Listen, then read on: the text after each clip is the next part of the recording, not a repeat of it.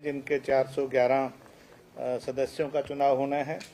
143 blocks हैं, पंचायत समितियां हैं, जिनमें 3081 सदस्यों का चुनाव होना है और 6220 ग्राम पंचायतें हैं। कुछ घट बढ़ गई, आपको पता है हिसाब में और इधर उधर, और उनमें से 61,993 पंच और 6220 सरपंच होंगे। सरपंच के चुनाव डायरेक्ट होंगे। पंचायत समितियों के सदस्य चुने जाएंगे, वो आगे चेयरमैन इलेक्ट करेंगे। इसी तरह जिला परिषद के भी जो सदस्य होंगे 411, वो आगे 22 जो अपने अपने जिले के प्रेसिडेंट्स को इलेक्ट करेंगे। तो हमारे पास जो अभी संख्या है वोटर्स की, वो 1,20,43,073 है, जो रूरल एरिया की जो पंचायतों के चुनाव में भाग लेंगे इन तीनों संस्थाओं के लिए। इसमें से 64,32,609, वैसे ये राइटअप में दे भी रहा हूँ अलग से, वो अभी फोल्डर आ रहे हैं। हाँ जी, 64,32,609 मेल हैं और 56,10,272 फीमेल और 192 ट्रांसजेंडर हैं। तो अच्छा, कोई नहीं, एक ही बात है उसको। तो आज की इस घोषणा के साथ मॉडल कोड ऑफ कंडक्ट लागू हो जाएगा। जैसे कि आप जानते हैं, मॉडल कोड ऑफ कंडक्ट में किसी भी जो सरकारी अधिकारी या कर्मचारी जो चुनाव से किसी भी रूप से जुड़ा हुआ है, पंचायत चुनाव से, उसको उसकी transfer present place of posting से इलेक्शन कंप्लीट होने तक नहीं की जाएगी। एजुकेशनल क्वालिफिकेशन, आपको याद है 2016 के चुनाव में राज्य सरकार ने, डिपार्टमेंट ने कुछ क्वालिफिकेशन फिक्स की थी और वो सुप्रीम कोर्ट तक अपहोल्ड हुई थी, तो वही रहेंगी। पंच के लिए अनरिजर्व कैटेगरी के लिए 10वीं पास है, विमेन और एससी के लिए 8वीं पास है, एससी विमेन के लिए 5वीं पास है। सरपंच के लिए 10वीं पास है, विमेन के लिए 8वीं, एससी के लिए 8वीं और एससी विमेन के लिए भी 8वीं पास है। मेंबर पंचायत समिति के लिए 10वीं, 8वीं और 8वीं। इसी तरह मेंबर जिला परिषद के लिए भी 10वीं, 8वीं और 8वीं। हालांकि इस बार बैकवर्ड क्लासेस ए के लिए भी रिजर्वेशन का प्रावधान किया गया है, लेकिन उनके लिए एजुकेशनल क्वालिफिकेशन जो अनरिजर्व्ड वाली है वही रहेगी। सिक्योरिटी डिपॉजिट पंच के लिए 250 रुपए है अनरिजर्व्ड के लिए, और 125 है women, SC and backward classes के लिए। सरपंच के लिए 500 रुपए है अनरिजर्व्ड के लिए और 250 है जो रिजर्व कैटेगरीज हैं। मेंबर पंचायत समिति के लिए 750 रुपए और बाकी कैटेगरीज के लिए उसका आधा 375 रुपए। इसी तरह मेंबर जिला परिषद के लिए 1000 रुपए और बाकी कैटेगरीज के लिए 500। एक्सपेंडिचर लिमिट पंच के लिए 50,000 रुपए, सरपंच के लिए 2 लाख रुपए, मेंबर पंचायत समिति के लिए 3,60,000 रुपए और मेंबर जिला परिषद के लिए 6 लाख रुपए रखी गई है। इस सारे काम में पूरे स्टेट के में 38,000 पोलिंग पर्सनल, जिसमें ROs, AROs, additional ROs, supervisory staff, presiding officers, polling officers और दूसरा स्टाफ लगेगा for smooth conduct of these elections. तो पुलिस डिप्लॉयमेंट, आप जानते ही हैं कि जो हर एक पोलिंग बूथ पे नॉर्मली 2 पुलिस ऑफिशियल्स होते हैं, कांस्टेबल, और जहां पे सेंसिटिव और हाइपर सेंसिटिव है वहां पे 1-1 या 2-2 अलग से दिए जाते हैं। तो चूंकि पूरे स्टेट में फोर्स की अवेलेबिलिटी एक साथ इतनी नहीं हो सकती थी, जनरल पुलिसिंग के लिए भी चाहिए, इसलिए अभी पहले फेज में हम 10 जिलों का हम चुनाव कराने जा रहे हैं। जिलों का नाम मैं आपसे आगे शेयर करूंगा। ईवीएम्स जो है, इसमें सरपंच, पंचायत समिति और जिला परिषद, इनके लिए ईवीएम्स यूज होंगी M2 टाइप, जो पहले विधानसभा में यूज होती थी, अब M3 हो गई हैं, बट पहले M2 टाइप विधानसभा और लोकसभा में यूज होते, वही होंगी। और लेकिन उसमें वीवीपैट की व्यवस्था नहीं है। और बाकी पंचों के लिए बैलेट पेपर हाँ, प्रिंटेड जो बैलेट पेपर होता है और बैलेट बॉक्सेस में जाएंगे उनका वो होगा। उसके लिए हमने 17,628 बैलेट बॉक्सेस की व्यवस्था करी है और 35,000 ईवीएम्स की व्यवस्था करी है। वैसे हमारे पास ईवीएम्स और भी हैं, बट इतने से हमारा फिलहाल डिप्लॉय करने से गुजारा हो जाएगा। 10 जिलों की बात होगी है जी? 10 जिलों की बात होगी। नहीं, पूरे ये पूरे उसके लिए। हाँ, ये 10 जिलों की 35,000। अच्छा, सॉरी। हाँ, वैसे तो हमारे पास 78,000 के करीब डिप्लॉयमेंट। वो जो 38,000 के वो डिप्लॉयमेंट भी 10 डिस्ट्रिक्ट की। सॉरी। नोटा का जैसे आप जानते ही हैं, नोटा इस बार भी रहेगा एडिशनल कैंडिडेट, और नोटा का जैसे आप जानते हैं वही सिस्टम है कि अगर सभी कैंडिडेट से अगर नोटा का ज्यादा आता है तो फिर दोबारा से चुनाव होंगे, और वो वाले जो कैंडिडेट है वो दोबारा चुनाव नहीं लड़ सकते। इलेक्टोरल रोल रिविजन्स सभी का हो गया है। हिसार जिले का अभी चल रहा है वार्डबंदी और इलेक्टोरल रोल रिविजन का, इसीलिए उनको बाद में डिक्लेयर करेंगे। जो 5 जनवरी 2022 को electoral roll election commission of India ने एमएलए के लिए जो होती है विधानसभा के, उसको आधार मान के हमने उसको लिया है, और 16/5 तक की क्वालिफाइंग डेट थी। लेकिन उसके बावजूद अगर किसी का रह जाता है तो वो एक तो 12B में कर सकते हैं। हाँ, 12B रूल 12B में फॉर्म 1A भर के देता है डीसी को, और वो फिर उनकी vote first day of nomination तक कोई भी अपनी वोट बनवा सकता है। लेकिन वो एसडीएम जो मेंबर लोकसभा जो विधानसभा है उसमें वोटर में वहाँ होना चाहिए 12B में भी वहीं पर जाना चाहिए। हाँ, वहीं पे होना चाहिए। पहले उसमें विधानसभा में करवाए अपना, फिर यहाँ पे करवा सकता है। इलेक्शन ऑब्जर्वर्स रहेंगे जैसे म्युनिसिपल इलेक्शन में ही था। हर एक जिले में एक सीनियर आईएएस ऑफिसर और एक आईपीएस ऑफिसर और एक डीटीसी रैंक का अधिकारी एक्सपेंडिचर ऑब्जर्वर इसमें रहेगा। हाँ, ये 3 प्रदेश, एक तो एक्सपेंडिचर के लिए हो गया, एक पुलिस ऑब्जर्वर हो गया लॉ एंड ऑर्डर के लिए, एक जनरल ऑब्जर्वर। और मेरी आपके माध्यम से सभी मतदाताओं से अपील है कि बढ़ चढ़ के भाग लें अपने। अब उनको मौका मिला है, अपने नुमाइंदे चुने साफ सुथरी छवि वाले, ताकि फिर गांव के जो विकास कार्य है वो आगे बढ़ सकें।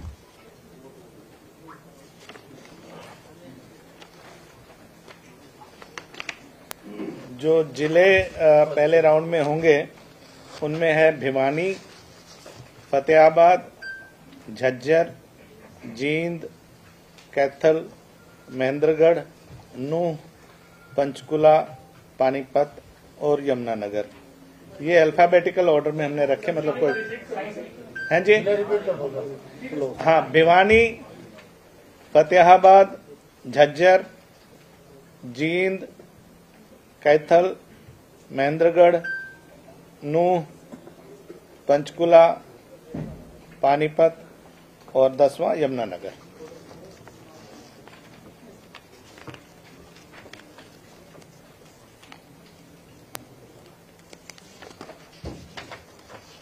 अब आते हैं शेड्यूल पे। आज आपके सामने मैं विधिवत इन 10 जिलों के चुनाव कराए जाने की घोषणा करता हूं। तीनों जो सत्र हैं हमारे सत्र के, जो जिला परिषद के सदस्यों का, पंचायत समिति के सदस्यों का, और इनमें जो पड़ने वाली पंचायतें हैं, ग्राम पंचायत, उनके पंच और सरपंच का। कल डीसीज जो हैं, जिनको डिस्ट्रिक्ट इलेक्शन ऑफिसर पंचायत का भी प्रभार उनके पास है, वो नोटिस पब्लिश करेंगे सभी ये 10 जिले, और 14/10 से नॉमिनेशन फाइल होनी शुरू हो जाएंगी। पहला दिन होगा 14/10 को। 14/10 और 15/10 संडे को छुट्टी रहेगी, और फिर 17, 18, 19 5 दिन जो क्लियर वर्किंग डेज है वो नॉमिनेशन के लिए रहेंगे। 20 तारीख को थर्सडे को स्क्रूटनी होगी नॉमिनेशन पेपर्स की, इन ऑर्डर है कि नहीं, और लास्ट डेट ऑफ विड्रॉल होगी 21/10। जिसको भी अपना अगर कैंडिडेटशिप विड्रॉ करनी है 3 बजे तक 21/10 को विड्रॉ कर सकता है। उसके बाद फिर उसी दिन 3 बजे जब कैंडिडेट्स फाइनलाइज हो जाएंगे, इसी तरह अगर मान लो कोई पार्टी से लड़ रहा है तो उसको उस दिन तक अपनी ऑथराइजेशन जो ऑथराइज उनके सिग्नेटरी हैं उनसे लेके आनी पड़ेगी।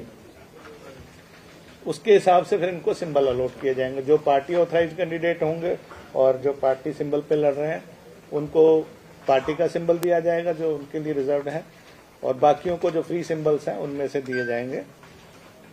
और सिंबल अलॉटमेंट के बाद जो कैंडिडेट्स की list along with their symbols और पार्टी वो पेस्ट की जाएगी वहां पे। और फिर इनके पास 28/10 तक का कन्वेंसिंग का टाइम होगा, जनसभाएं करना और जो भी करना है। 29 का दिन नॉन कन्वेंसिंग वाला जो डोर टू डोर वाला रहेगा। 30 को पोलिंग होगी मेंबर जिला परिषद और पंचायत समिति इन 10 जिलों की। संडे है तो इसलिए कि भी ताकि लोगों को घर से निकलें और ज्यादा से ज्यादा परसेंटेज वोटिंग की हो। फिर वही चूंकि पोलिंग पार्टी पंचायत के इलेक्शन के लिए जाएगी तो 2 दिन का वक्फा रखा गया, गैप रखा गया है। तो सरपंच और पंचिस का चुनाव 2/11 को होगा, वेडनेसडे है। और अगर कोई मान लीजिए 30/10 वाले दिन कोई रीपोल कहीं पे होता है तो उसको 2/11 को पंचायत चुनाव के साथ ही उसका रीपोल भी करा दिया जाएगा। इसी तरह से अगर 2/11 को कोई रीपोल हुआ वो फिर 4/11 को जाएगा, क्योंकि एक दिन का टाइम प्रिपरेशन में लगता है। हाँ, इनकी काउंटिंग ऑफ वोट्स जो है पंचिस सरपंचिस की तो सेम डे वहीं पोलिंग बूथ पे ही हो जाती है। जैसे ही पोलिंग खत्म होती है और वो अपना उनका सिस्टम वाइंड अप होता है वहीं पे पोलिंग उनका रिजल्ट डिक्लेरेशन हो जाता है काउंटिंग ऑफ वोट्स के बाद। जिला परिषद पंचायत समितियों के चूंकि पार्टी लाइंस पे होने की संभावना है और इनका असर रिजल्ट का असर दूसरे जिलों के चुनाव पर पड़ सकता है, तो इनके काउंटिंग जो है बाकी जिलों के चुनाव होने के बाद उनके साथ ही होगी। बाकी जिलों का जो है उसके लिए आपसे फिर थोड़े समय बाद नेक्स्ट वीक मुखातिब होंगे। तो बाकी कोविड-19 जो पैंडेमिक थैंकफुली भगवान ने चाहा अभी कोई ऐसी विशेष प्रॉब्लम नहीं है, लेकिन इससे पहले आप लोगों से आने से पहले चीफ सेक्रेटरी साहब और बाकी सभी जो संबंधित अधिकारी हैं उनके साथ बैठक हुई है। एसीएस हेल्थ भी उसमें थे, तो उनको कहा गया कि कोविड संबंधी जो भी लेटेस्ट गाइडलाइंस है ministry of health and family welfare government of India की और स्टेट गवर्नमेंट की, उनका ध्यान रखा जाए। उसके अलावा फर्स्ट एड वगैरह का भी जो नियरेस्ट डिस्पेंसरी या सीएचसी पीएचसी जनरल हॉस्पिटल है, कहीं कोई मान लो कोई एक्सीडेंट हो जाता है, कोई क्लैश हो जाए या कोई और ऐसा हादसा हो जाए तो उनको घायलों को प्राथमिक उपचार या जो भी है उसकी व्यवस्था रहेगी। बूथों में सभी जगह पे बिजली पानी की प्रॉपर व्यवस्था हो, रैंप हो, लोगों को आने जाने के लिए किसी को आवश्यकता हो तो आवश्यकता पड़ने पे व्हील चेयर की व्यवस्था हो, और जो भी चुनाव को ठीक तरीके से कराने के लिए जो भी व्यवस्था होगी वो सभी विभागों को कह दिया गया है। बिजली विभाग भी उसमें उपस्थित था, पब्लिक हेल्थ इंजीनियरिंग के भी, school education, higher education, polytechnic वगैरह के जहाँ पे भी बूथ एस्टेब्लिश्ड है। तो ये इन नटशेल है मोटा मोटा जो इलेक्शन शेड्यूल इन 10 जिलों का रहेगा। अब जो मॉडल कोड ऑफ कंडक्ट है ये किस रूप से लागू होगा, कैसे लागू होगा, जिले में होगा, ये थोड़ा सा और क्लैरिफाई। हाँ जी, जैसे इन 10 जिलों के लिए जो रूरल एरिया है, जो पंचायत समिति जिला परिषद या ग्राम पंचायत में आता है, उनमें आज से ही लागू हो गया है मॉडल कोड ऑफ कंडक्ट। अभी अनाउंसमेंट के साथ जैसे आप लोगों की न्यूज फ्लैश होगी। ये चूंकि इलेक्शन रूरल एरिया का है, पंचायतों का है, तो उन्हीं में लागू होगा। अर्बन एरियाज इससे अफेक्ट नहीं होंगे। कोई स्कीम सरकार, कोई प्रोजेक्ट सरकार अर्बन एरियाज में नया ला रही है या कर रही है, वो इससे अफेक्टेड नहीं होगा। ठीक है ना।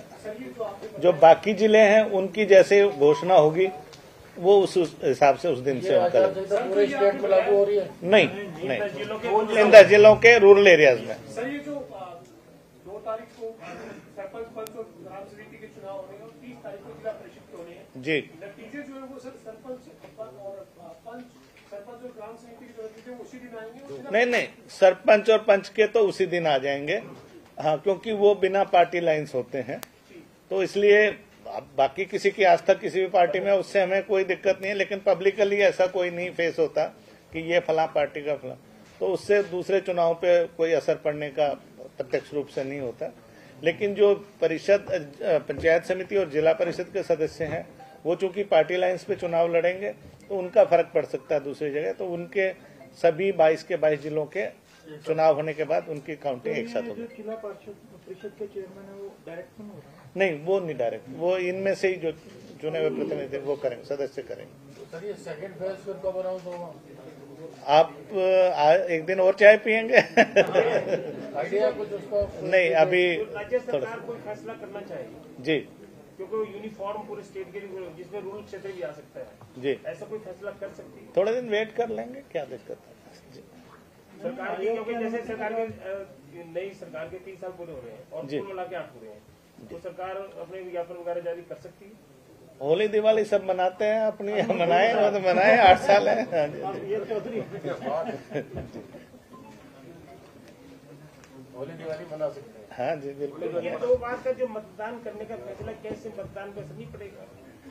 अब देखिए, ऐसा क्यों करना पड़ा हमें कि मेनली चूंकि देखिए, अगर सारे हम 15,000 के करीब हमारे जैसे पोलिंग बूथ हैं, तो वहां के लिए रफली 50,000 के करीब हमारी पोलिंग पार्टीज और ये वो, इतनी पुलिस निकाल पाना जो डीजीपी साहब ने जो बताया संभव नहीं होगा, क्योंकि जनरल पुलिसिंग भी है।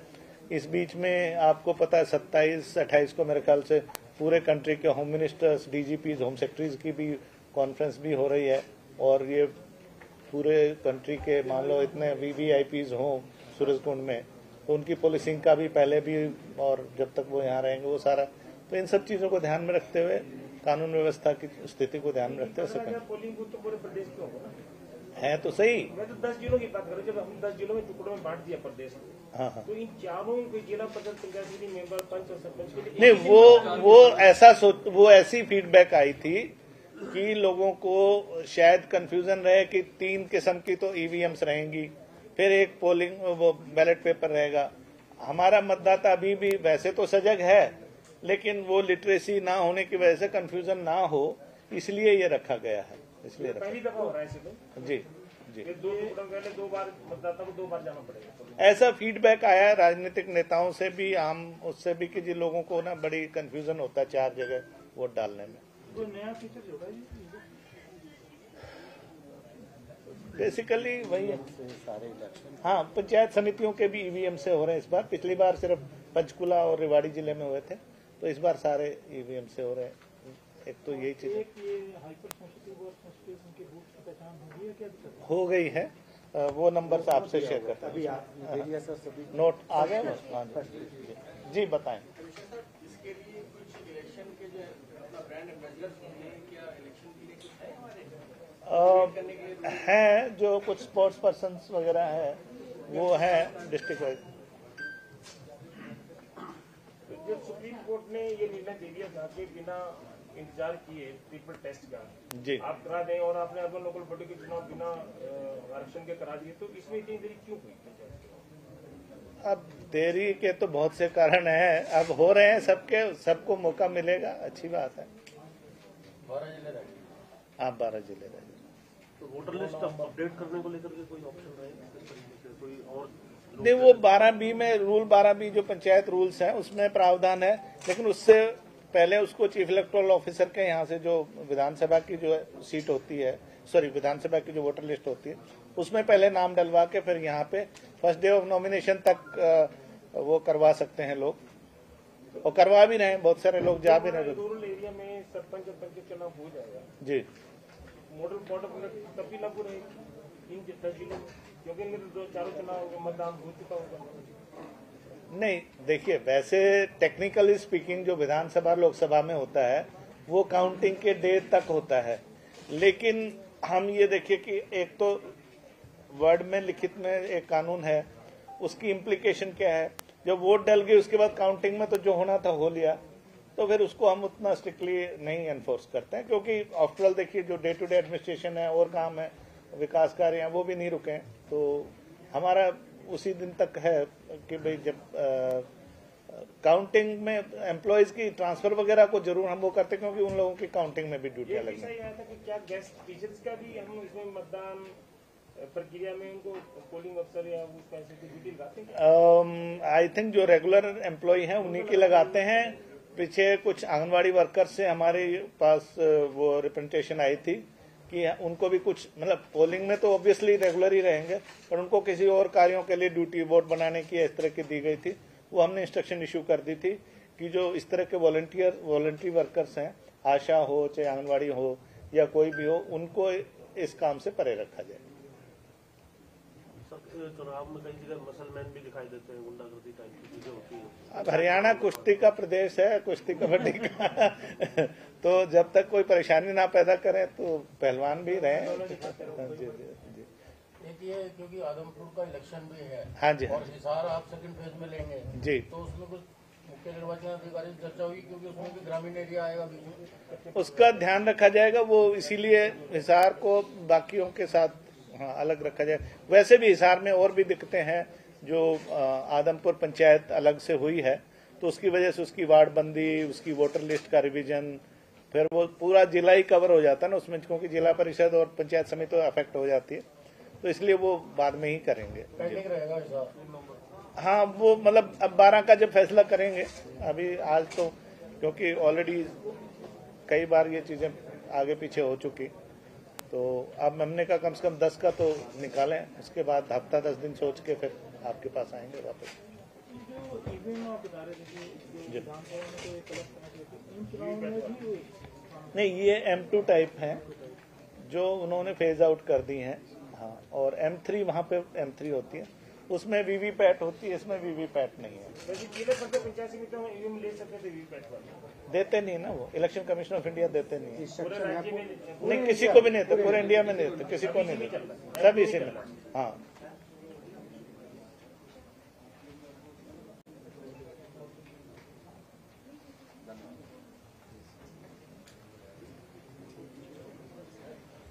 आज तक हमारे इतिहास में ये मतदान 2 बार नहीं हुआ ना, चारों पदों के लिए एक ही बार हुआ ना, तो इतिहास रचा जा रहा है ना। अब कुछ भी कह लीजिए, कुछ चीजें हर बार नहीं होती है। पहले बारातें 2-2, 3-3 दिन तक रुका करती थी, अब एक ही खाना खा के। अब तो ये 3 दिन का हो गया, पहले जिला परिषद के फिर 1 दिन और रुको, फिर सरपंच का खा के जाओ। 2-3 घंटे का हो गया, 3 दिन का हो गया, ये वाला तो 3 दिन का हो गया। बात 5 खाने में चलेंगे।